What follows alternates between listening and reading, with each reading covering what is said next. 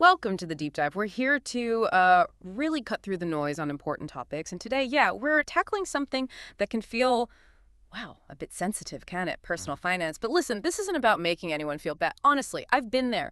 You know, the whole eating noodles thing, dodging bank calls, pretending you didn't see that insufficient funds message. We've all had those moments, right, where money just feels stressful.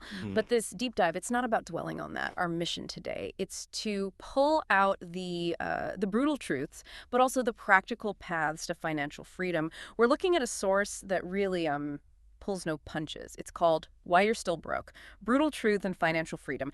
It's meant as a wake-up call. Some parts might sting a bit, yeah. But the idea is they're delivered with love, I guess you could say, to give you a shortcut to understanding those money patterns we get stuck in. It really is fascinating, isn't it? How often it's our habits, our behaviors, not just the number on our paycheck that, shape our financial reality. It's not only about income level. This is more about the mindsets, the actions that keep people feeling, well, stuck. So the question for you listening is, are you ready to look at your money habits, maybe through a new lens, maybe uncomfortable, but hopefully empowering too? Okay, yeah. Let's dive in. Let's unpack this. Our source lays out 5 key reasons, 5 brutal truths about why many of us might find ourselves, well, consistently broke. And they're surprisingly direct. Really cuts through the usual advice. So the first one, the first brutal truth, you're spending like you're rich. This one really hit home for me personally. The source makes it clear. It's not about how much you earn. It's about spending to impress others. People who, let's be honest, probably don't lose sleep over your bank balance. Think about it, like that brand new phone you felt you needed, or those sneakers that cost, what, several days' salary. Even throwing a big party when, your own fridge is practically empty. It's all about appearance over actual stability. That's so true. And you absolutely cannot out-earn bad spending habits. It's just not possible. The source actually gives this really stark example. A friend earning $40K a month, pretty decent, right? Yeah, sounds good. But broke by the 25th, every single month. And why? Well, a hefty car loan, sure, but also multiple streaming subscriptions, OTT platforms, plus ordering food delivery almost daily. Oh, okay. So it wasn't inflation, not really.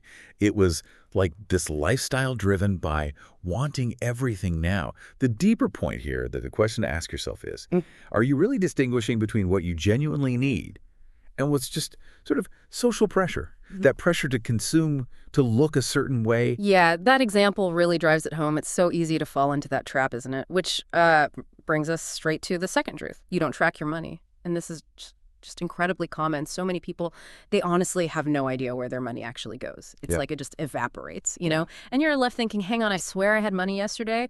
There's no budget, no real plan, just hope. And hope doesn't pay the bills, unfortunately. Right. And what's fascinating is how simple visibility can be such a game changer. The source talks about this person they coached who started just writing down every single expense, every little thing. And they were completely shocked to find out they'd spent $7,800. That's about, what, $70 US maybe, in just 1 month. On what? Just on snacks and tea, little things you don't even think about. Wow, that adds up fast. It really does. And it just shows seeing your money. It's like putting CCTV on your wallet, Once you see it, you can't unsee it. That awareness, that's really the first step towards getting some control back. I can definitely relate to that feeling of surprise when you actually look at the numbers. Okay, so the third truth, this one hits hard too, I think, because it challenges a very modern habit.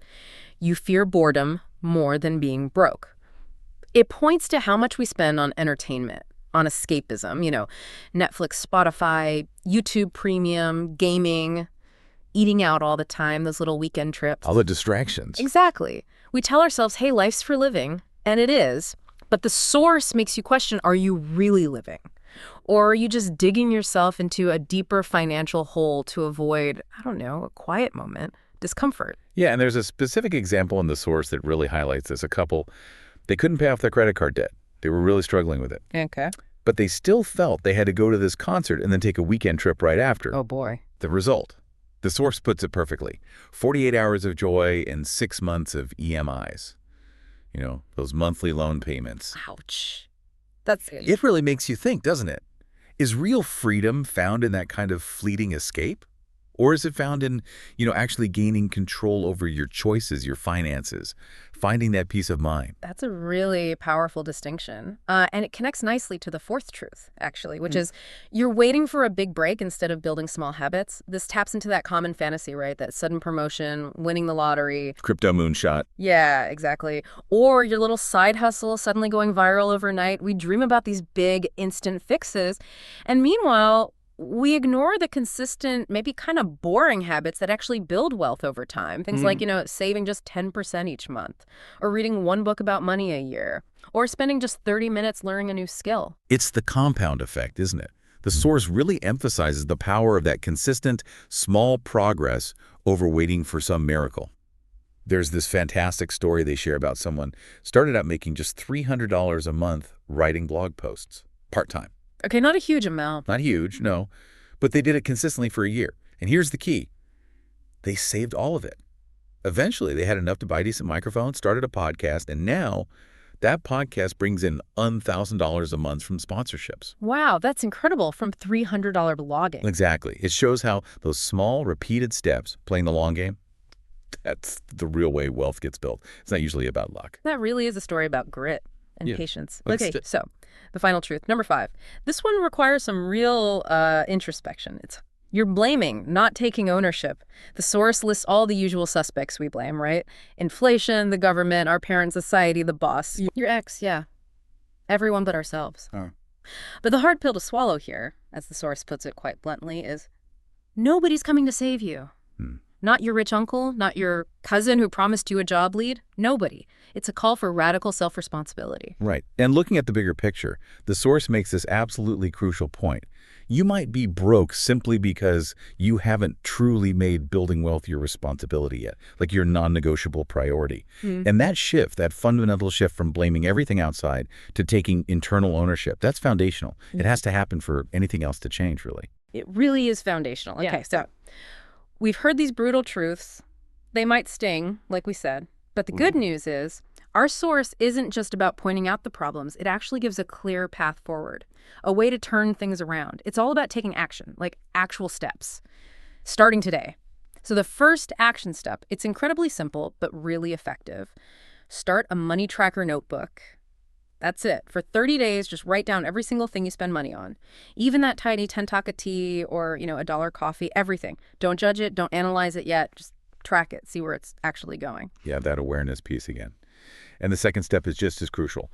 Build a why I want to be free list. This isn't just about, oh, I want more money. Yeah. It needs to be deeper than that, more emotional. What's your real why? The source gives some great examples like, I want to be able to sleep peacefully at night. That's a good one. Or I want to stop lying to my friends about being busy when really I'm just broke. Yeah. Or maybe I want to be able to take care of my parents properly. What's fascinating here is how getting crystal clear on your why, that becomes your fuel. Your motivation when things get tough, it's your fire. I love that, having that deep reason. Okay, and the third action step, this one's key for actually getting started, I think. Pick one habit, just one. Don't try to overhaul everything overnight. Maybe you commit to saving 10% from every paycheck, automatically if possible. Or you make a really simple budget, doesn't have to be complicated. Or maybe, like we talked about, you dedicate 30 minutes a day to learning one new skill that could potentially earn you income. The mantra here is so important. Start small, but the crucial part, just start. Like the source really hammers this home at the end. Being broke, it's not a crime, it happens. But staying broke, especially when you have access to information like this, when you have time, that's presented as a choice. So the final call to action from the source is direct. It's powerful. Start today, not tomorrow, not after you get paid next, not after your cousin's wedding is over. Start now. Track your money. Respect your money. And the promise is, eventually, your money will start respecting you back.